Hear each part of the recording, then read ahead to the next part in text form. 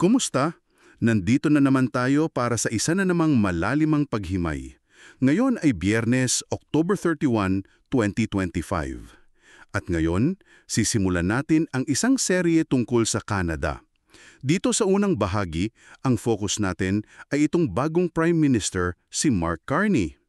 Oo. Kakaupo lang niya nung Mayo, di ba? Tapos parang ang dami agad niyang kailangang harapin. Tama, parang perfect storm nga raw ika nga. May mga seryosong hamon sa loob ng bansa, tapos yung sitwasyon sa labas, komplikado rin. So, titingnan natin ngayon yung landscape na kailangan niyang i-navigate based sa mga sources natin, kasama na dyan yung analysis ng The Guardian, mga ulat galing ASEAN, at iba pa. Okay, sige. Ang tanong natin dito, paano kaya yung mga limitasyon ng isang minority government tapos idagdag mo pa yung mga krisis sa ekonomiya at politika sa loob ng Canada? Paano nito mahuhubog yung mga plano niya para sa mundo, yung mga global ambitions niya? Sige, simulan na natin. Game. Okay, unahin natin yung politika. Pagkatapos ng eleksyon, Liberal Party ni Carney nanalo pero hindi sunod. Kulang, hindi sila nakaha-majority. Oo, minority government ang labas. 4 na upuan yung kinulang nila. 168 lang nakuha nila eh. So, ibig sabihin, para makapagpasa ng batas, kailangan nilang makipag-alyansa. Exactly. Hindi sila pwedeng umarangkada mag-isa. Dito ngayon papasok yung New Democratic Party or NDP. Sila yung pinaka-likely at kailangan talaga nilang partner. Yung NDP. Ilan niya ulit upuan nila? 7 lang. Actually, malaki rin tinama nila nung eleksyon eh. Natalo yung leader nila, si Jagmeet Singh. Tapos nawala pa yung official party status nila. Pero dahil sa sitwasyon ngayon, sila yung may hawak nung tinatawag na balance of power. Wow! So kahit 7 lang, sila pala yung parang kingmaker ngayon. Parang ganun na nga. Kailangan ng Liberal Party yung boto nila. So, ibig sabihin, kailangan ng masusing political maneuvering, saka maraming kompromiso. Baka maging mas moderate yung mga policy nila dahil dito. Nabanggit din sa The Guardian na nagkaroon daw ng konting kaba nung nagbibilangan pa lang na baka kailangan nilang lumapit sa Bloc Québécois. Oo, yung Separatist Party ng Quebec. Kinonsider daw yun panandalian pero buti na lang hindi umabot doon. Medyo alanganin kasi yun para sa national unity. So, balik tayo sa NDP. Dahil kailangan sila ng liberals, may possibility ba na... May mga nagsasabi nga na baka ibigay pa rin ng liberals yung official party status sa NDP kahit kulang sila sa requirements. Hindi siguro dahil mabait sila pero para sa political stability, para mas madaling makuha ng suporta. Interesting strategy yon kung gagawin nila. Parang political calculation yon. Titingnan natin kung ganyan yung instincts ni Carney. At isa pa, tandaan natin, may analysis sa The Guardian na nagsasabing baka 2 hanggang 4 na taon lang itagal ng gobyerno niya dahil minority nga. Kaya crucial yung bawat galaw niya ngayon sa simula. May point yun. Tapos, nabanggit din sa The Guardian, yung mga bumoto daw kay Carney, halo-halo. May galing NDP, may galing din sa Conservatives. Oo, parang ganun daw. May mga progresibong umalis sa NDP tapos may mga moderate conservatives na lumipat sa kanya. Ang implikasyon daw niyan, baka maikli lang yung honeymoon period niya. Okay. Kasi babalik agad yung mga issue na pabor sa kabilang partido, lalo na sa ekonomiya. Posible. Yun yung mga issue na nagpalakas sa conservatives dati, di ba? Affordability, ekonomiya. So, inaasahan na babalik agad yan sa agenda. Okay. At para markahan yung simula, magre-resume na yung Parliament sa May 26, tapos si King Charles pa mismo ang magbubukas sa May 27. Historic honor daw, sabi ni Carney. Oo, parang symbolic yun sa bigat ng responsibilidad, no? Mukha nga. Okay, so bukod sa politika, punta naman tayo sa ekonomiya. Kasi parang sabay-sabay din yung problema dyan eh. Oo, grabe. Unang-una yung banta ng resesyon. Malakas yung usap-usapan na papunta doon. Tapos yung pabahay, di ba? Grabe yung presyo, hindi na raw maabot ng ordinaryong tao. Saka yung cost of living in general sa buong bansa. At yung sahod daw parang hindi gumagalaw, lalo na para sa mga bata. Ito yung mga nararamdaman talaga ng mga tao araw-araw. Ramdam na ramdam. At syempre, hindi mawawala yung tinatawag nilang Trump factor. yung uncertainty galing sa US. Naku, oo, malaking dagok yan sa Canada. Kasi yung US tariffs, pabago-bago yung isip ni President Trump, mahirap magplano. Paano yun? Anong sabi ng mga eksperto? May nabanggit sa The Guardian si Professor Robert Jalazo ng University of Toronto. Sabi niya, limitado lang daw talaga magagawa ng Canada kung US mismo yung nagiging source ng instability sa North America at sa buong mundo. Mahirap nga yun. Nakasalalay sila sa US trade eh. Mismong si Carney nga, nung nagsalita siya sa ASEAN Business Summit, malakas yung term na ginamit niya. Tinawag niyang rupture yung bagong trade policy ng US. Hindi lang daw basta pagbabago, kundi parang pagkasira nung dating sistema. Rupture. Wow. Ano daw ibig sabihin nun? Parang sinasabi daw ng US na, okay, kung gusto niyong pumasok sa market namin, kailangan niyo nang magbayad. Parang exclusive country club daw. Pero sabi ni Carney, hindi dapat magpatali ang ibang bansa dito. Kailangan pa ring makipag-ugnayan sa iba. So, dahil sa lahat nanto yung domestic economic problems, tapos yung rupture sa US, paano na yung mga plano niya, lalo na sa foreign policy? Unahin mo na siguro yung mga problema sa bahay. Ano? Malamang, kasi yung mga yon, kagyat pabahay, bilihin, trabaho, recession. Kailangan ng agarang aksyon at pondo. At yung pera na gagamitin doon, syempre, kakain yun sa budget para sa ibang bagay, tulad ng long-term foreign policy plans gaya nung pivot sa Indo-Pacific. May conflict pala doon. Oo, kailangan nilang balansehin eh. Pero interesting din, kasi inanunsyo rin ni Carney dun sa Asian Summit na may plano sila para sa isang generational investment sa Canada. Ilalabas daw sa budget nila. Parang tugon daw ito sa malaking pagbabagong ito sa mundo. Siguro para palakasin yung sarili nilang ekonomiya at hindi na masyadong umasa sa US. Ah, okay. May pang-counter sila kahit papaano. Pero teka, may isa pa palang internal issue, yung sa mga rehiyon. Oo. Nabanggit din sa The Guardian yun. Yung prairie region daw, lalo na yung Alberta na mayaman sa langis. Medyo hostile daw kay Carney. Meron pa ngang maliit na grupo dun nagsusulong ng separatism. Paghiwalay sa Canada, seryoso. Maliit lang daw pero may ingay. So isa pa yung internal pressure na kailangan niyang i-manage. Ang dami talaga. Grabe, parang sabay-sabay lahat. Pero sa kabila ng lahat ng yan, parang tuloy pa rin yung signal niya na kailangan ng pagbabago sa foreign policy. Oo, malinaw yon. Doon nga sa APEC Summit sa South Korea, dineklara niya na yung dating kaayusan ng rules-based liberalized trade and investment, wala na raw, patay na daw, sabi sa report ng The Guardian. Grabe naman yung patay na. Malakas yung statement niya. Tapos kasabay nun, nag-set siya ng goal. Doblehin yung exports ng Canada na hindi papuntang US sa loob ng 10 taon. Ito yung nagtutulak dun sa tinatawag nilang pivot to the Indo-Pacific. Okay, so dito na papasok yung Indo-Pacific strategy. Bakit doon? Bakit Indo-Pacific at ASEAN? Ano yung nakikita nila doon, lalo na't ang dami nilang problema sa loob ng bansa? Well, maraming factors. Una, sabi mismo ni Carney at base rin sa data, isa yan sa pinakamabilis lumagong rehiyon sa mundo. Yung ASEAN nga, pang-anim na raw na pinakamalaking trading partner ng Canada. Tapos, naging strategic partner na sila last year pa, 2023. So, priority talaga. Makes sense. Economic growth. Ano pa? Pangalawa, konektado dun sa usapan natin kanina. Para mabawasan yung pagdepende sa US. Diversification, ika nga. Lalo na sa harap ng rupture and uncertainty kay Trump. Sinabi niya rin yan. Okay, diversification. Pangatlo, opportunity na makipag-partner sa mga like-minded daw, pareho ng values, tapos mabilis din ang ekonomiya. Pang-apat, may element ng kompetisyon kasi pati US humihingi ng investments galing Asia. So, kailangan din ng Canada na gumalaw para makuha ng parte dun sa investments at trade. At yung magiging parang centerpiece ng strategy na to sa ASEAN ay yung Free Trade Agreement o FTA. Mukhang ganun nga. Matagal na yung plano niyan. Nag-start yung negotiations noong 2021 pa.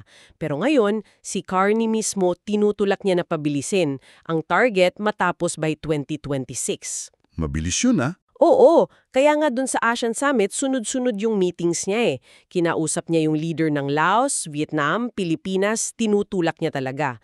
Tapos, may mga hiwalay pang bilateral deals like yung sa Indonesia, yung SIPA, ongoing yun. May usap-usapan din na baka hiwalay na deal sa Pilipinas. Pero hindi raw ito magiging kasing ambisyoso ng CPTPP, yung isang malaking trade deal. Yun ang sabi sa mga analysis. Kasi kailangan nilang i-balance yung mga ASEAN members na kasama na sa CPTPP like Singapore, Vietnam, at yung mga hindi pa like Philippines, Indonesia. Magkakaiba kasi sila ng level ng development, ng standard sa labor, environment, IP. Tapos may mga sensitive issues pa like human rights na lumabas na dati sa consultations. Okay. So medyo tricky pala yung negotiations niyan. Oo, kailangan ng careful balancing act. Pero kahit na may mga hamon at abala sila sa loob ng bansa, may mga ginagawa na agad sila para ipakita yung commitment sa Indo-Pacific, di ba? Oo, hindi sila nagpapabayaan doon. Halimbawa, yung Status of Visiting Forces Agreement o SOFA sa Pilipinas. Malapit na raw pirmahan yan sa November 2, linggo na yon. Yung SOFA. Para saan ulit yun? Kasunod yan nung agreement last year kung saan binigyan ng Canada ng access ang Pilipinas sa satellite technology nila para sa maritime security, para ma-monitor yung West Philippine Sea. So, defense cooperation ito. Okay, defense. Ano pa? May defense cooperation din sila na tuloy-tuloy sa Vietnam. Tapos, very active nga si Carney sa ASEAN Summit, nakipagpulong sa maraming leader, at yung isa pang malaking balita, yung meeting nila ni President Xi Jinping ng China sa APEC. Talaga? Nag-usap sila? Akala ko may tension dati. Meron nga nung panahon ni Trudeau. Pero ito raw yung unang formal meeting ng leaders nila since 2017. Parang sinusubukang mag-reset ng relasyon. Interesting. So ang daming galaw sa diplomacy at defense. At sa economic side din, dun sa talumpati ni Carney sa ASEAN Business Summit, inilatag niya yung mga offer ng Canada sa region. Ano-ano daw yon? Sa energy, sabi niya unabashedly energy superpower daw sila. Malakas sa LNG, pang-apat daw sa reserves, nag-export na sila tapos dodoblihin pa raw. Pero kasabay nun, binida rin niya yung clean technology nila saka yung small modular nuclear reactors, SMRs. So traditional and new energy sources? Oo. Tapos sa critical minerals, mayaman daw sila at sila yung center ng mining finance. Sa digital economy, leader daw sa AI at cybersecurity. Sa infrastructure investment, yung malalaking pension funds nila, expert daw sa infra projects. Parang pinapakita nila yung strengths nila. At ang pinakakapansin-pansin siguro, yung plano nilang palakihin ng 4 na beses yung defense spending nila by end of the decade. Malaking focus daw sa AI at cyber capabilities na pwede raw nilang pagtulungan ng mga bansa sa ASEAN. 4 na beses? Ang laki nun. Oo, malinaw yung message. Gusto nilang maging seryosong partner sa rehiyon, hindi lang sa salita. May kakayahan daw silang i-offer. Okay. So pagkatapos ng lahat ng napag-usapan natin, parang ang takeaway ko dito, nagsimula si Carnier na sobrang daming hamon. Nandyan yung minority government, kailangan yung NDP, nandyan yung ekonomiya, recession, pabahay, cost of living, yung US at si Trump, pati yung regional tension sa loob ng Canada. Tama, puno talaga ng challenges yung simula niya.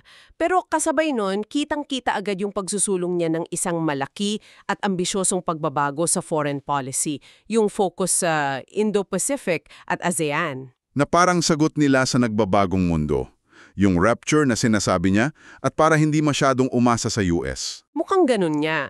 At yung mga unang hakbang niya, yung pagtulak sa FTA, yung SOVIFA sa Pilipinas, yung mga meetings niya pinapakita na determinado siyang ituloy ito, kahit gaano kabigat yung mga problema sa bahay. Sige. Para sa iyo na naikinig, subukan nating i-recap sandali. Ano yung dalawang pangunahing klase ng hamon na hinaharap ni PM Kearney? At sino yung partido na mukhang kailangan niyang makatrabaho sa parliament? Ang sagot siyan, yung mga hamong domestiko sa politika at ekonomiya at yung relasyon sa US at ang New Democratic Party o NDP. Tama. At bago tayo magtapos, iiwan namin sa iyo ang isang tanong para pag-isipan mo. Kasi kung iisipin mo, ang tindi ng mga problema sa loob ng Canada, affordability, recession, political survival. Paano kaya ipapaliwanag o i-justify ng gobyerno ni Kearney sa mga ordinaryong Kanadyano na kailangan talagang gumastos, maglaan ng oras at political capital para dito sa Indo-Pacific Strategy? Magandang tanong yan. Lalo na kung yung mga benepisyo tulad ng sa FTA ay hindi naman agad-agad mararamdaman ng mga tao, 'di ba?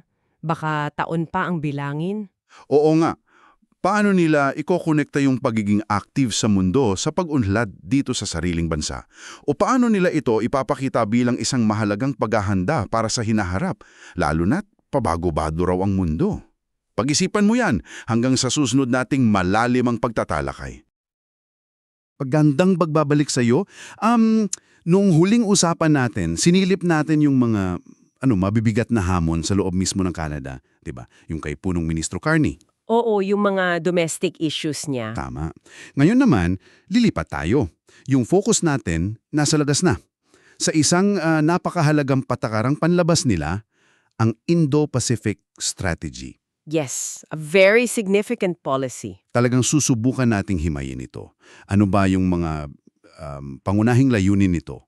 At ito yung medyo komplikado. Paano nito tinatangkang ibalanse? Alam mo yon? Yung mga oportunidad sa ekonomiya. Lalo na sa Southeast Asia. Oh, exactly. Tapos kasabay nito, hinaharap yung mga hamong pansekuridad. Particularly yung China na tinutukoy mismo sa strategy bilang disruptive power. Yan talaga yung core issue, yung balancing act na yan. Nakalagay mismo sa strategy, explicitly yung pagkilala sa China bilang isang increasingly disruptive global power. So, hindi sila nagpipigil sa description. Hindi talaga. Kaya tingnan natin paano ba nila nilalatag yung plano para kumbaga sabay na ma-harness yung growth ng Indo-Pacific pero maprotektahan din yung mga interest at values ng Canada. Hindi madali yan. Sige, simulan natin sa pinaka-basic, yung pundasyon ng strategy. Sabi mo nga, hindi lang ito basta dokumento, isa itong whole of society na approach. Ano ba ibig sabihin nun? Magandang tanong yan. Kasi kapag sinabing whole of society, hindi lang gobyerno yung actor dito. Okay. Dapat kasama ang private sector, academe, civil society, pati ordinaryong mamamayan. Yung idea ay iisa dapat ang direksyon ng buong bansa. Kaya nga, yung strategy nakatayo sa 5 pillars, 5 haligi. Magkakaugmi lahat yan. Okay, sige, isa-isahin natin yung 5 pillars para makita natin yung scope. Ano yung una? Una, yung pagtataguyod ng kapayapaan, katatagan at seguridad, bali promoting peace, resilience and security. Okay, security focus. Oo, ito yung pagpapalakas ng presensya nila sa rehiyon para makatulong sa stability, kasama dito yung pag-engage sa mga security dialogues, pagsuporta sa international law tulad ng UNCLOS, at syempre, defense partnerships. Hindi lang military. Hindi lang. Kasama rin yung mga non-traditional threats tulad ng cybersecurity, transnational crime. Malawak siya. Okay, malinaw. Pangalawa? Pangalawa, ito yung malaki sa ekonomiya. Pagpapalawak ng kalakalan, pamumuhunan at katatagan ng supply chain. Expanding trade, investment, and supply chain resilience. Ito yung economic engine, kumbaga? Talaga, layunin nito palakasin yung trade nila sa Indo-Pacific kasi ang bibilis lumago ng mga ekonomiya doon, di ba? Tapos, attract investment at siguraduhing matatag yung supply chains. Lesson learned yan nung pandemic. Oo nga, grabe yung epekto nun. Kasama ba dito yung diversification, palayo sa US? Exactly, malaking parte yan, paghahanap ng ibang markets. Okay. Pangatlo? Pangatlo, pamumuhunan at pag-uugnay sa mga tao. Investing in and connecting people. Ito yung people-to-people dimension. So hindi lang gobyerno sa gobyerno? Hindi lang, kasama dito yung education, yung mga international students, research collaboration, cultural exchange, pati yung mga proseso para sa mga immigrants at bisita. Kinikilala rin nila yung laki ng diaspora galing sa rehiyon na nasa Canada na, tulad ng Philcan community. Parang soft power ito, tama? Medyo, pwede mong sabihin ganon, mahalaga yung connections ng mga tao. Pang-apat naman, Pang-apat. pagbuo ng isang napanatiling at lunting kinabukasan, building a sustainable and green future.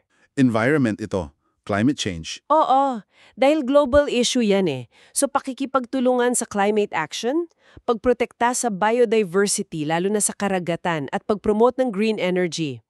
Dito rin papasok yung expertise and technology ng Canada. Makes sense. At yung huli, yung panglima. Palima, pagpoposisyon sa Canada bilang aktibong kasosyo sa regiyon. Positioning Canada as an active and engaged partner. Ito parang payong sa lahat. Kumbaga yung overall branding nila. Ganun na nga. Gusto nilang ipakita na hindi sila spectator lang, seryoso sila, maaasahan, at aktibong katuwang sa regiyon. Kailangan nilang maging present, relevant. Grabe. Ang lawak nga. Halos lahat na yata ng aspekto ng relasyon nandyan. Security, ekonomiya, tao, environment, pati imahe. Talagang komprehensibo. Oo, whole of society nga eh. Pero dito na nga papasok yung sinasabi nating tensyong. Pag-usapan natin yung China. Paano ba tinitignan ang China dito sa strategy? Diretsahan ba? Oo, diretsahan. Ito yung isa sa mga talagang kapansin-pansin sa IPS at na-highlight din sa study guide mo. Tinutukoy ang China bilang isang increasingly disruptive global power. Disruptive. Ano ba ang ibig sabihin niyan sa konteksto nila? Paano nila pinaliliwanag yan? Well, ang paliwanag nila, yung pagiging disruptive daw ng China ay dahil sa madalas nitong pag-ignore, kumbaga, sa mga international rules and norms para isulong yung sariling interes. Hindi sumusunod sa rules. Parang ganun. At kinikilala to bilang malaking challenge, hindi lang sa global order, kundi pati sa mismong values ng Canada, demokrasya, human rights, rule of law. May mga specific examples ba silang binabanggit? Meron, tulad ng mga actions sa South China Sea na, alam mo yun, kontra sa international law. O kaya yung paggamit ng economic coercion sa ibang bansa. Mga ganung bagay. Naaalala ko rin yung mga nakaraang issue, panahon pa ni Trudeau. Yung kaso nung dalawang Michaels, di ba? Oo, sina Kovrig at Spavor. Malaking issue yon. Tapos yung mga alegasyon pa ng election interference. Grabe, so mabigat talaga yung pinagdaanan ng relasyon nila? Sobra. Kaya nga, significant yung inawa ni PM Carney. Based sa mga reports, nakipag-meeting siya kay President Xi Jinping sa APC Summit nitong October 2025. Nag-uusap sila? First time in a long time. Oo, first formal bilateral meeting ng leaders nila since 2017 ata. So, kahit na tinutungkoy nilang disruptive ang China, yung meeting na yun parang signal na gusto pa ring panatilihing bukas ang linya ng komunikasyon. Hindi siya black and white. Otoshi, so kinikilala yung problema pero kailangan pa ring mag-usap. Paano ito ngayon nagtatranslate sa action? Ano yung approach ng Canada given this view of China? Dito na pumapasok yung tinatawag nilang challenge, compete, cooperate framework. 3 Cs. Ito yung approach nila sa China. Hindi ito isa lang, kundi sabay-sabay na ginagamit. Multifaceted. 3 Cs. Sige, himayo natin yan. Unahin natin yung challenge. Ano yung mga china-challenge nila? Sa ilalim ng challenge, diretsahang nilang haharapin yung China sa mga areas na malaki talaga yung di pagkakasundo o kung saan lumalabag ang China sa standards. Tulad ng ano?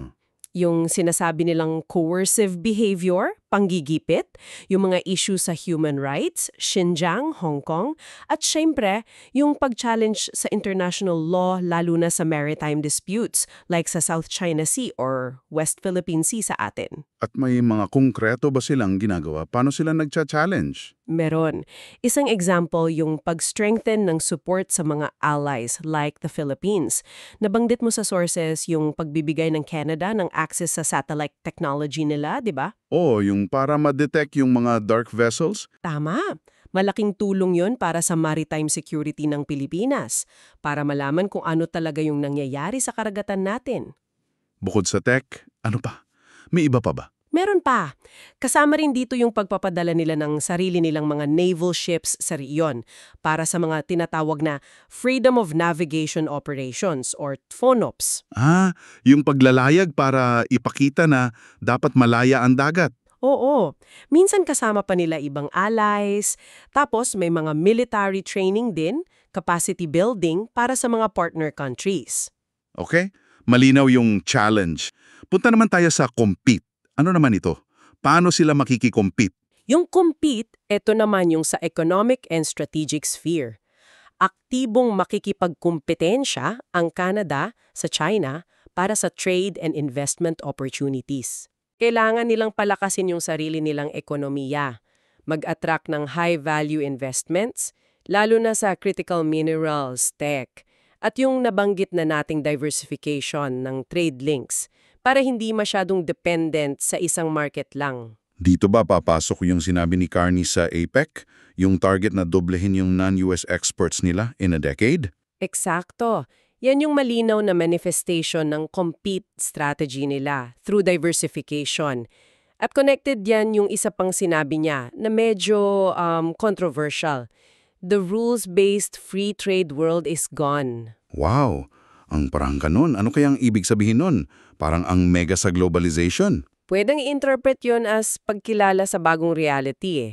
Siguro, patungkol yun sa paglakas ng protectionism, yung mga trade wars, yung paghina ng influence ng WTO. So, anong implication yan para sa Canada? Mas agresibo sa paghanap ng partners.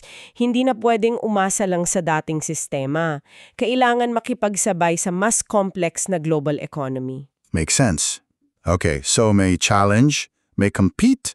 Ano yung pangatlo? Cooperate. May cooperation pa rin despite everything. Oo. At ito yung pragmatic side ng strategy. Kinikilala sa cooperate na may mga global issues na kailangan ng cooperation ng lahat, kasama ang China. Dahil hindi kaya ng isang bansa lang. Oo. Lalo na sa laki at impluensya ng China. So, hahanap sila ng specific areas kung saan may shared interests o kung saan crucial yung participation ng China. Ano yung mga areas na yon? Pinakamalaki, siguro yung climate change. Kasi major emitter ang China, di ba? Importante sila dyan. Tapos, biodiversity loss, global health like pandemic preparedness, at non-proliferation ng nuclear weapons, mga problemang transnational. Teka, para ang hirap niyan i-balance in practice. Isang araw, china-challenge mo sila sa human rights, tapos kinabukasan, kailangan mong makipag-cooperate sa climate change. Hindi ba magka-clash yun? Iyan nga yung sinasabi kong komplikadong balancing act, hindi madali. Ang expectation, gagamitin nila yung tatlong C simultaneously, depende sa issue. So hindi siya sequential, pwedeng sabay-sabay. Pwede. Flexible dapat. Kailangang malinaw kung aling approach ang gagamitin for which situation. It requires careful diplomacy. Interesting. Parang sayaw nga. Okay, so para maisakatuparan itong compete at cooperate, lalo na yung diversification, may isang grupo na napaka-importante. ASEAN. Ano ang papel ng ASEAN dito? Napakahalaga ng ASEAN sa IPS. Centerpiece siya, kumbaga. Hindi lang geographically, kundi pati sa diplomacy at ekonomiya. Kaya nga, isa sa mga ginawa ng Canada, in-upgrade nila yung relationship nila with ASEAN. Yung naging strategic partnership. Last year yun, di ba? 2023? Tama, naging strategic partnership noong 2023. At hindi lang yan title, may kasamang deeper engagement yan. At yung malaking resulta niyan, yung pinaplanong free trade agreement, yung ASEAFTA. Oo, ASEAN-Canada Free Trade Agreement. Ongoing yung negotiations, ang target daw matapos by 2026. Crucial yan para sa goal nilang mag-expand ng markets na directly linked sa compete strategy at sa sinabi ni Carney. At nakita ko rin sa reports, naging active si Carney sa ASEAN Summit. Nakipag-bilateral meeting siya kina President Marcos, PM Chin ng Vietnam, PM Si Pandon ng Laos. Oo, pinapakita niyan yung political push. Pero kahit wala pang ASEAFTA, may existing na silang plan of action, yung 2021-2025. Ano yung sakop nun? Ang lawak din.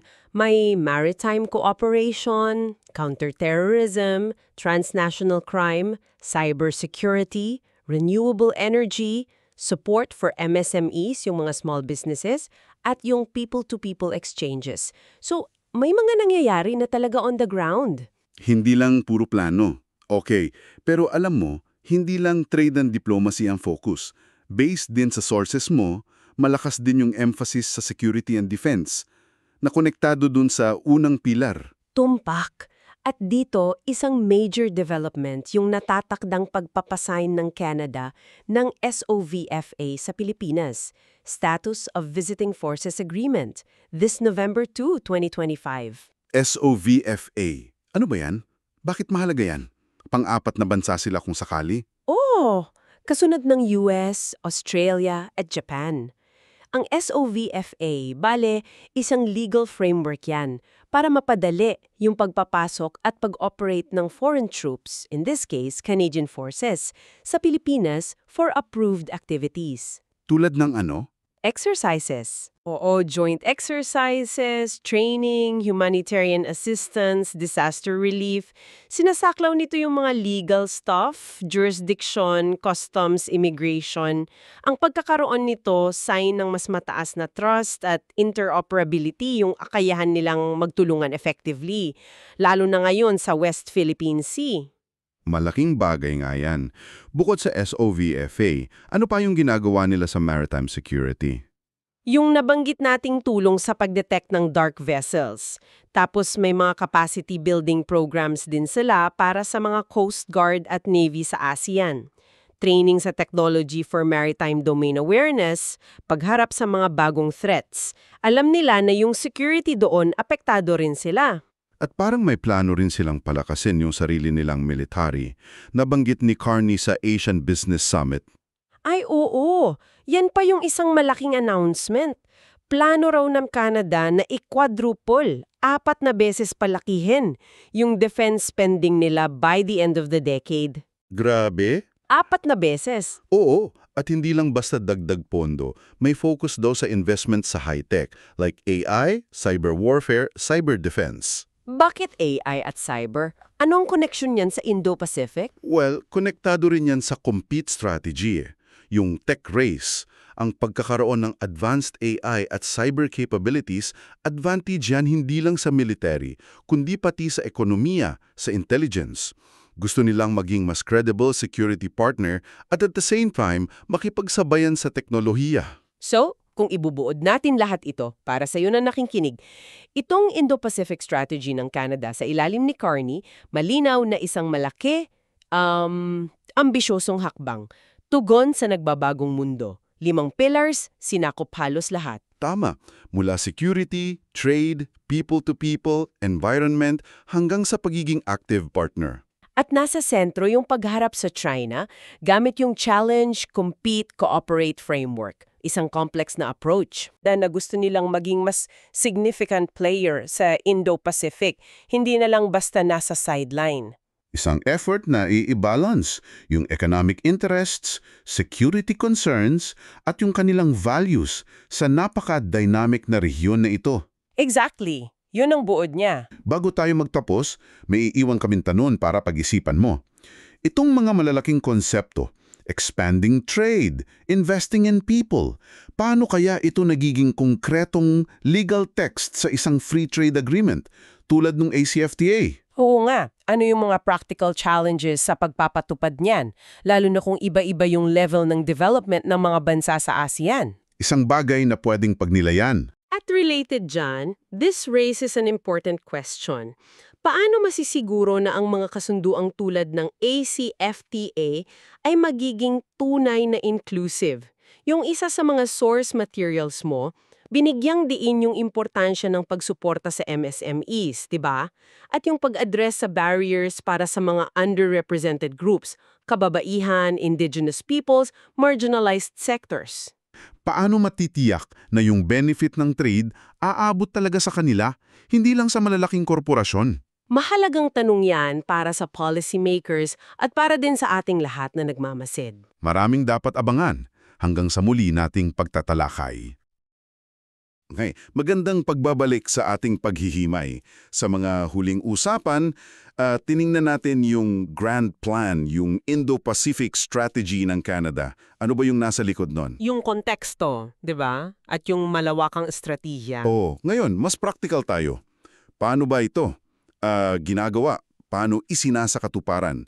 Ang focus natin, based sa mga sources mo, ay yung effort ng Canada na gumawa ng parang bagong klase ng trade deal, yung FTA, sa ASEAN. Tama, yung Association of Southeast Asian Nations. At yung concept nila ng inclusive approach. Exactly, yan ang bubuksan natin. So, himayin natin yung mga detalya ng negosasyon sa ASEAN, itong inclusive approach na ito, at yung mga tools nila, like yung GBA Plus na nabanggit mo. Oo, Gender-Based Analysis Plus. Titingnan natin Ang goal natin dito, maintindihan kung itong modernong approach ba ng Canada sa FTA, nakakatulong ba talaga na mas maraming makinabang? Yung hindi lang ilan, kundi mas pantay na hatian ng benepisyo sa mga tao nila. Okay, simulan na natin? game. Sige. Unahin natin yung basic. Bakit ba ganun kaimportante ang ASEAN para sa Canada? Particularly sa ilalim nitong Indo-Pacific strategy nila. Anong sabi ng sources? Well, napakahalaga ng ASEAN base sa mga dokumento. Unang-una, pang-apat sila. Fourth largest merchandise trading partner ng Canada. So, malaki na yun agad. Oo nga, ika-4, not bad. Pero hindi lang yung numero, 'di ba? Ang mas importante pa siguro pundasyon ito nung goal nila na mag-diversify. Yung hindi lang nakadepende sa isang market, parang ganun? Eksakto, lalo na sa US. Gusto nilang palalimin yung ugnayan sa Indo-Pacific kasi nakikita nila ito yung region na pinakamabilis lumago sa buong mundo. Makes sense, future growth nandun. Oo. Kaya foreign policy priority talaga. Actually, may binanggit na 22nd ASEAN-Canada Dialogue Doon, pinagtibay ulit nila yung commitment sa strategic partnership. Okay. Tapos, yung centerpiece niya nito, yung Canada-ASEAN FTA, Free Trade Agreement. Ano na bang status niyan? Kasi may commitment daw si PM Carney pero parang may slight difference sa timeline ng sources mo? Yung nga medyo interesting. Sa 47th ASEAN Summit, sabi ni PM Carney, pabilisin daw yung negosasyon. Target nila 2026 matatos. Okay, 2026. Pero may isang source naman galing sa ASEAN side na nagsasabi na ang inaasahan nila is substantial conclusion. Ibig sabihin malaking bahagi, tapos na ngayong taon, 2025. Teka, so 2025 versus 2026. Ano kayang ibig sabihin nun? Mas mabilis ba talaga? Pwedeng signal yon ng political will, di ba? Na gusto na nilang tapusin agad. O baka, alam mo na, negotiation tactic lang. Pero ang malinaw, tuloy-tuloy yung usapan. Seryoso sila. At tinaas na nga nila yung level ng relationship nila. Oo, naging strategic partnership na nung 2023. At itong FTA na to, importante kasi parang test case Dito masusubukan yung bagong pilosopiya ng Canada sa trade, itong inclusive approach na sinasabi. Okay. Pasukin na natin yan. Inclusive approach to trade. Ano ba talaga yan? Kasi usually pag FTA iniisip natin, babaan ng taripa, tanggalan ng buwis, pasok produkto, pero ito, iba daw. Oo, mas malawak siya. Ang idea kasi ng inclusive approach ay hindi lang paramihin yung kalakalan. Ang goal ay siguraduhin na yung benepisyo ng trade nararamdaman ng mas marami sa Canada. Lalo na yung mga grupo na dati parang hindi masyadong kasali. Underrepresented, kumbaga. Sino-sino yung mga grupong yun? Tinuoy specific dito yung SMEs, Small and Medium Enterprises, tapos kababaihan, lalo na yung mga negosyante, at saka yung indigenous peoples ng Canada. Sila yung focus. So, hindi na yung dating trickle-down economics lang na pag lumaki yung pie, okay na lahat. May effort talagang i-target yung benefits. Ganun na nga. Parang mas deliberate. Hindi lang economic efficiency ang tinitingnan, kundi pati social equity. At hindi lang siya statement Paano? Paano ginagawa? Nilalagay nila sa mismong FTA. May mga specific chapters o mga provision talaba na para sa SMEs, para sa women, para sa indigenous peoples, para matugunan yung mga challenges nila sa pagsali sa global trade. Wow. Okay, dito ako naintriga. Kung ganun, paano nila nasisiguro na gumagana yon? Na hindi lang nakasulat sa papel. Dito ba papasok yung GBA+? Ano nga ulit yun? Eksakto. Yan yung parang mechanism nila. Yung Gender-Based Analysis Plus or GBA+. Isa siyang parang analytical tool, methodology talaga siya, na ginagamit across the board sa gobyerno ng Canada. Hindi lang sa trade? Hindi lang. Sa lahat ng policy, programa, initiative, ang ginagawa nito, sinusuri kung paano pwedeng maapektuhan ng iba't ibang klase ng tao. Hindi lang babae versus lalaki. Yung plus part? Oo, yung plus. Kasama dyan yung epekto based sa edad, lahi, ethnicity, estado sa buhay, sexual orientation, disability, at kung paano nagpapatong-patong yung mga factors na yan. Intersectionality, kumbaga. Okay, gets ko. So, parang lente siya para makita mo yung di pantay na tama ng isang palisea. Pero sa FTA negotiation, paano? Ang technical nun usually, di ba? May example ba? Meron. At ito yung bago Sabi sa isang source, first time daw nilang ginamit ang GBA Plus sa FTA negotiation nung kausap nila yung Mercosur. Yung South American bloc? Oo, sila nga. Ang ginawa raw nila, hindi lang sila gumawa ng hiwalay na chapter for gender, for example. Ang ginawa nila, bawat chapter ng proposed agreement, Bawat isa. oo, mula sa goods, services, investment, IP, pati environment, labor, lahat sinuri gamit yung GBA plus lens. Tinanong nila, okay, itong provision na to, anong epekto nito sa babae, sa indigenous peoples, sa SMEs? May masama bang epekto na hindi natin nakikita? Paano natin i-adjust para mas inclusive? Grabe, ang laking trabaho nun, chapter by chapter. May example ba ng specific na pagbabago dahil sa GBA plus analysis na yon? Nagbigay sila ng halimbawa. For example, sa trade in goods. Hindi lang tarifa tinitingnan. Tiningnan din nila yung customs procedures. Paano daw mapapadali yun para mabawasan yung fixed costs ng mga SMEs? Yung paperwork compliance. Oo. Kasi yung mga gastos na yun, mas malaking percentage sa budget ng maliit na negosyo kumpara sa malaki, di ba? So, kung mapapasimple yung proseso, mas malaking tulong yon sa SMEs na madalas babae o indigenous din ang may-ari. Makes sense. May iba pa. Sa trade-in services naman daw, dahil alam nila na maraming babae ang nasa service sector, tourism, education, health, sinusuri nila kung yung pagbubukas ba ng sektor na yun makakabuti o makakasama sa kanila. Ano yung mga kailangang safeguards? So, yun yung mga klase ng analysis. Malinaw nga, mukhang powerful tool siya kung magagamit ng husto. Pero sabi mo nga, tool lang yan. Kailangan may suporta din sa labas ng agreement, lalo na sa mga MSMEs. Sila pala yung 99% ng negosyo sa ASEAN. Grabe. Oo, 99%. Kaya crucial sila. At kinikilala naman sa sources mo na ang dami nilang hamon. Ano yung mga major challenges daw? Impormasyon tungkol sa ibang merkado. Paano ba makapasok doon? Ano yung rules? Standard compliance din siguro? Oo, hirap sumunod sa international standards. Tapos kulang din sa tao, sa human resources na may alam sa international business. Dami talaga. So, ano naman ang ginagawa ng Canada para tulungan sila? Base sa sources mo, anong mga programa ang meron? Marami actually, mahahati siguro natin. Una, may mga provision sa loob mismo ng FTA, tulad nung SME chapter sa CPTPP at CUSMA. Parang information portal yun at tulong sa navigation. Okay, so nasa agreement mismo. Pangalawa, indito yung malaking network ng mga programa ng gobyerno nila. Nandyan yung Trade Commissioner Service, TCS. Sila yung parang commercial attaché sa mga embahada. Tumutulong maghanap ng buyers. Oo, mga partners, buyers, tapos Export Development Canada, EDC. Hindi lang sila nagpapautang, nagbibigay din ng insurance. At may specific programs pa, kasama yung para sa women-owned businesses. May financing and support? Meron ding mga regional development agencies RDAs na nakafocus sa specific regions sa Canada. Tapos may mga grants tulad ng Can Export SME, funding yun para sa mga export activities.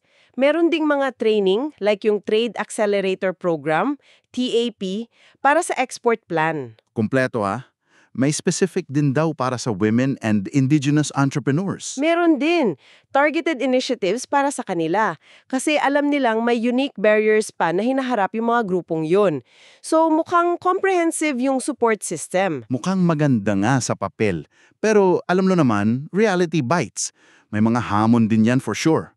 Ano yung mga nabangkit na balakid o kritisismo dito sa approach nila? Sa Asia, mahalaga yung long-term commitment lalo na't ang daming nag-aagawan sa influence at investments. Speaking of investments, may competition din dyan, di ba? Oo, matindi.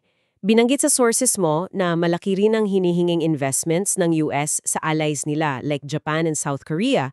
So kailangan ng Canada na maging competitive talaga, ipakita yung value nila. Tapos, yung sa loob mismo ng ASEAN, di ba magkakaiba sila ng sitwasyon? So, pagdating sa mga inclusive trade issues na dala ng Canada, labor standards, environment, gender equality, baka mahirap makuha ng consensus. Kasi baka masyadong mataas yung standards para sa iba o hindi priority sa ngayon. Pwedeng ganon. Challenge talaga yon sa negotiation. Isang malaking balancing act. At may isa pang major point ka kanina, yung sinabi ni PM Carney sa APEC na parang nagbago na daw ang mundo ng kalakalan. Old world is gone. Ano impact nun? Oo, malaking statement yon.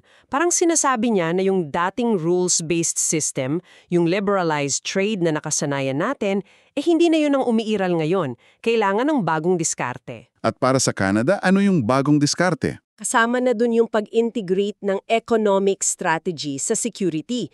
Hindi na pwedeng hiwalay. Kaya kasabay ng push sa FTA, pinalalakas din nila yung security ties. Example, yung sa Pilipinas, yung Maritime Security Cooperation, tapos yung binubuong SOVF, yung Status of Visiting Forces Agreement. Kaya pala may ganong anggulo din. Trade and security magkasama na. Mukhang ganun na nga ang direksyon. Hindi na sila tinitingnan in isolation. Part ng mas malaking picture ng Indo-Pacific strategy nila. Okay, so kung lalagumin natin lahat ng napag-usapan, base sa sources mo, ang Canada, sineseryoso talaga nila yung Indo-Pacific strategy. Hindi lang papel. Mukhang ganun niya. Tapos yung pakikipag-ugnayan sa ASEAN, lalo na yung FTA, central dito. Pero ang twist, itong inclusive approach, may ambisyon na gamitin ang trade para sa social equity. Oo, gamit yung mga tools like GBA Plus para mas marami ang makinabang, SMEs, kababaihan, indigenous peoples. Pero siyempre hindi madali. May mga challenges. Yung kompetisyon, yung pagkakaiba-iba sa ASEAN, pati yung nagbabagong global landscape. Tama. Itong paghimay natin, pinapakita nito na nag-e-evolve yung pagtingin sa trade agreements. Hindi na lang puro ekonomiya. May social dimension na. Itong Canada-ASEAN FTA, kung magiging successful yung inclusive provisions nito, pwedeng maging model yan. Benchmark para sa iba. Pwede. Para sa ibang bansa na nag-iisip din, paano ba gawing mas fair ang globalization? Pero ang tanong pa rin, gaano ka-epektibo ito sa totoong buhay? Yun ang aabangan. At diyan, papasok yung huling tanong to para pag-isipan mo. Nakita natin yung dalawang muka ng engagement, economic FTA at security SOVA example. Paano kaya nagtatagmo itong dalawa? Nagtutulungan ba sila? O minsan, nagbabanggaan sa loob ng isang foreign policy? Yung policy coherence. Oo, yun nga. Yung pagiging consistent at magkakaugnay ng iba't ibang policies. Ano kaya ang implikasyon nito sa magiging role ng Canada sa Indo-Pacific? Isang bagay na pwedeng pag-isipan hanggang sa susunod nating pagtatalakay. Magandang araw sa iyo. Eto na tayo sa huling yugto na ng ating serye.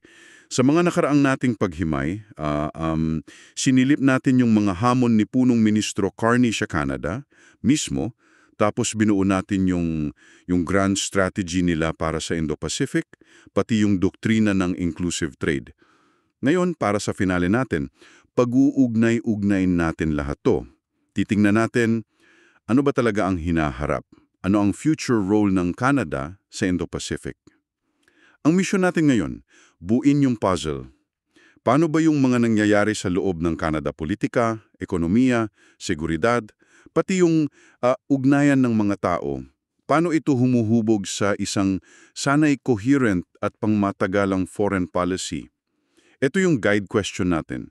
Paano ipinapakita ng focus ng Canada sa Indo-Pacific ang effort nila na i-align yung domestic values, yung economic needs, tsaka yung security interests nila sa global stage?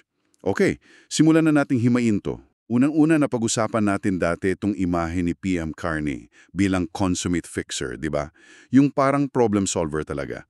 Paano niya kaya ito ginagamit o sinusubukang gamitin para tugunan yung mga problema sa loob ng bansa, tulad ng ekonomiya, lalo na yung cost of living na mabigat ngayon, gamit ang foreign policy?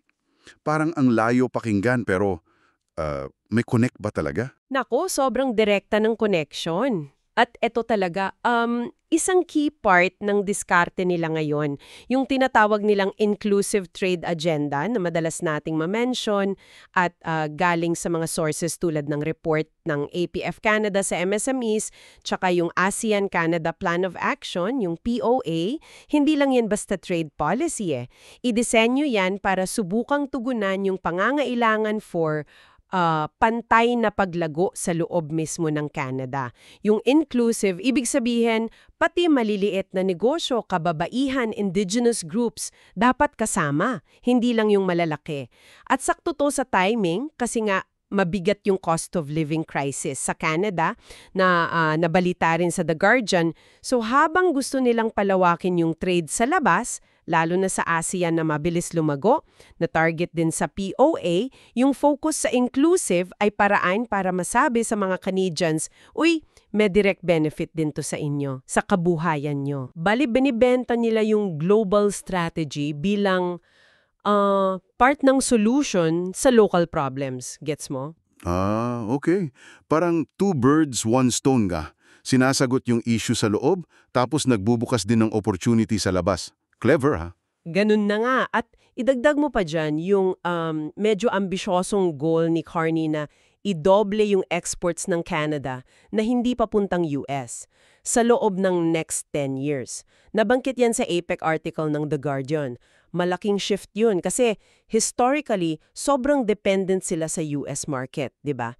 Tapos, madalas din niyang sabihin yung building at home, yung parang kailangan magtayo muna sa sariling tahanan. Narinig natin yon sa isang YouTube transcript niya. So malinaw yung message, palakasin ang ugnayan sa mundo, lalo sa Indo-Pacific, para palakasin din ang ekonomiya sa Canada mismo. Magkadugtong talaga sila. Sa ekonomiya, sa mga domestic issues. Pero base sa mga napag-uusapan din natin, hindi lang pala puro pera at trade ito, ano? Mukhang napakalaki rin ng role ng security dito. Tama ba? Parang kambal na tinitingnan ng Canada ang trade and security sa rehiyon. Tumpak na tumpak. Dito mo talaga makikita yung pagiging integrated ng approach nila. Hindi sila watak-watak na policies. Halimbawa, habang sinusulong nila yung Free Trade Agreement or FTA with ASEAN na target na matapos by 2026, sabi ng Bernama, at tuloy pa rin ang usapan based sa ASEAN-Canada statements at analysis ni Professor Macmillan, kasabay niyan pumapasok din sila sa mga security arrangements sa mga piling bansa. Meron ba tayong specific na example niyan? Yung nagpapakita ng sabay na galaw ng trade at security? Oo, meron. At napakalinaw na example yung sa Pilipinas. Recently lang, nitong Nobyembre 2, pinirmahan ng Canada at Pilipinas yung Status of Visiting Forces Agreement, yung SOVFA. Ito yung kasunduan na nagsiset ng rules kapag may military personnel ng isang bansa sa teritoryo ng isa pa para sa exercises, training, ganyan. Ayon sa Global News at sa APF Philippines Dialogue Report, pang-apat pa lang na bansa ang Canada na may ganitong kasunduan sa Pilipinas. So medyo big deal din to. At hindi lang basta pirmahan si Pangulong Marcos Jr. mismo pinuri yung growing role ng Canada sa maritime security. Binanggit niya yung mga initiatives ng Canada under their Indo-Pacific Strategy, yung tulong sa Smart Border Patrols, military capacity building, nasa inquirer.net yon. Tapos idagdag mo pa yung technology for detecting dark vessels, yung mga barkong nagpapatay ng signal na biniday ng Canada sa Pinas last year, 2023. Malaking tulong yun sa maritime awareness, di ba? Oo nga. So, hindi lang economic partner ang tingin nila sa Pilipinas, pati strategic security partner din pala. Eksakto, at para masuportahan pa yan, may mas malaking plano pa sila. Nasa plano nila, nabanggit din sa YouTube transcript, na palakihin ng 4 na beses yung defense spending nila by the end of the decade. At ang focus, hindi lang traditional military hardware, kundi pati AI at cybersecurity. Nalinya rin sa priorities nila sa POA with ASEAN, lalo na sa political security cooperation. So, kitang-kita mo, para sa Canada, magkabalikat talaga ang economic stability at security stability sa Indo-Pacific, kailangan pareho for a stable region. Okay, gets ko na yung mga high-level policies, trade deals, security pacts. Pero paano naman yun nasa baba, yung mga ordinaryong tao? Yung connection ng mga Canadians at ng mga tao sa Indo-Pacific, lalo na sa Pilipinas na nabanggit mo. May papel ba tong people-to-people ties sa grand strategy nila? O hiwalay na usapan lang to? Nako, hindi lang may papel, tinuturing nila itong strategic asset, isang mahalagang yaman, kumbaga. At hindi lang basta sabi-sabi, nasa official plan of action nila to with ASEAN. May emphasis talaga sa pagpapalakas ng ugnayan ng mga mamamayan. Kasi napakalaki ng diaspora ng Canada, di ba? Yung mga communities ng Canadians na may roots sa ibang bansa. At isa sa pinakamalaki at pinaka-active ay yung Filipino community. Nabanggit din yan sa APF Philippines Dialogue Report. Meron pa nga silang project, yung 75 Faces of Migration, para i-feature yung contributions ng PhilCans over 75 years of diplomatic ties. Pinapakita dun kung paano sila naging vital part ng Canadian society and economy. Lalo na sa healthcare, alam mo naman ang daming Pinoy nurses and caregivers. Pati sa construction, mga sector na may labor shortage sila. So hindi lang sila numero, aktibong miyembro talaga sila ng community. May ambag. Mukhang maganda nga yung ambag nila. Pero may mga challenges din ba para sa mga migrante like Pinoy pagdating doon? Meron pa rin, syempre. At importante ring pag-usapan yon. Isang malaking issue pa rin yung credential recognition, yung pagkilala sa kwalifikasyon mo galing Pinas. Maraming highly qualified na Pilipino, mga nurse for example, na pagdating sa Canada, hindi agad makapag-practice kasi hindi recognize yung credentials o kaya mahaba at magastos yung proseso. Bale, underemployed sila. Ito'y isang hamon na sinusubukan nilang tugunan, pero nandyan pa rin talaga. Pero kahit may mga hamon, yung overall people-to-people links, kasama na dyan yung educational exchanges, student mobility, padami ng padami ang international students galing region, tsaka yung joint research ng mga universities na nasa APF report din at POA, ito yung nagpapatibay ng pundasyon Ito yung nagbibuild ng trust, ng understanding, ng familiarity. Ito yung tinatawag na soft power. Hindi kasing tangible ng military deal o trade numbers, pero grabe ang halaga nito para sa long-term relationship. Critical to sa vision nila. Okay, malinaw. So, napagugnay natin yung paggamit ng foreign policy sa domestic issues, yung security trade nexus, tsaka itong people-to-people ties. Kung titignan natin ngayon in totality, paano natin madidescribe yung coherence? Gaano ba talaga katibay at magkakaugnay ang estratehiya ng Canada? At syempre, laging may kabilang side, ano naman yung mga major challenges o balakid dito? Well, in general, masasabi nating may malinaw na effort from the Carney government na gawing coherent o magkakaugnay yung iba't ibang parts ng strategy. Nakikita natin yung attempt na i-link yung domestic needs, yung economy, sa global goals, yung trade diversification, Indo-Pacific presence, yung pagsama ng security at economy, yung paggamit ng people-to-people ties, pati yung promotion ng shared values like democracy, human rights na nasa POA din. May effort talaga to connect the dots. Pero eto na yung mga pero, kasi kahit gaano kaganda sa papel, ang daming challenges para maging successful ito on the ground sa implementation. Sige nga, ano-ano yung mga key challenges na yan? Unang-una, credibility. May mga studies like yung na-cite sa APF Asian Report na nagsasabing may perception pa rin sa Southeast Asia na ang Canada ay parang fair weather friend. Yung tipong andyan lang pag convenient pero pag may problema, hindi mo sure kung maaasahan. Para hindi consistent. Oo, parang ganun. Para ma-counter to, kailangan ng Canada ng mas tuloy-tuloy, mas consistent na engagement at presence. Hindi yung on and off lang. May criticisms din daw, sabi pa rin sa report, sa parang selective application ng international law na nakakaapekto sa trust, lalo na sa region na maraming security issues, 'di ba? Kailangan predictable ka. Pangalawa, matindi ang kompetisyon. Hindi sila nag-iisa doon. Agawan talaga sa attention, sa trade, sa investment. Sabi sa Policy Magazine article, mahigpit ang laban. Lalo na't yung mga traditional US allies like Japan and South Korea, ang laki ng investment at focus na nakukuha from Washington. Sa trade naman with ASEAN, may nauna na silang Australia at New Zealand na may FTAs na, sabi ni Macmillan. So kailangan nilang i-prove yung value nila. Anong unique offer nila? At syempre, andyan lagi yung malaking kapitbahay nila sa South. Exactly. Pangatlo, impluensya ng US.